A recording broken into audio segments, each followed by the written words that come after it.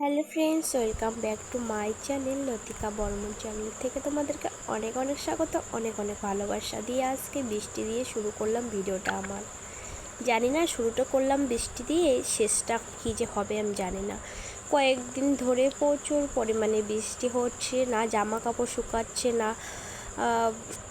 না কাজ করতে শান্তি পাচ্ছি, না বেড়াতে শান্তি পাচ্ছি। জানি না কবে রৌদ্র দিবে। যখন রৌদ্র দেয় তখন মনে হয় বৃষ্টি কবে আসবে, তাই না? তারপরে এইদিকে সকাল সকাল ওদিকে তোমাদেরকে বৃষ্টি দেখিয়ে দিকে ফ্রেশ হয়ে চলে আসলাম রান্নাঘরে এসে ঝটপট করে চা বানিয়ে নিলাম আর বেডটা একটু সেঁকে নিলাম, কারণ বেডটা কালকে এনেছে তো একটু বাসি হয়ে গেছে। বাসি বেড যদি সেঁকে না খাই তাহলে একদম ভালো লাগে না।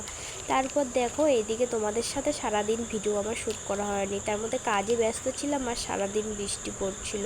তারপরে এদিকে সন্ধ্যার সময় খরচা পাঠিয়ে দিয়েছি। আমি বলেছিলাম যে বারবার করে এগুলো খরচা ছিল না, তার জন্য আগেই পাঠিয়ে দিয়েছি, পরে যে যদি মনে না থাকে।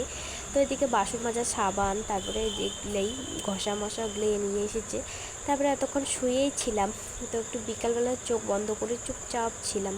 তো এদিকে সারাদিন আজকে মাথাটা চিরুনি আমি একদম করি নেই, তার জন্য আমি এদিকে সন্ধ্যার সময় উঠে ভাবলাম না আগে একটু ফ্রেশ হই, তারপরে কাজবাজে লেগে পড়বো।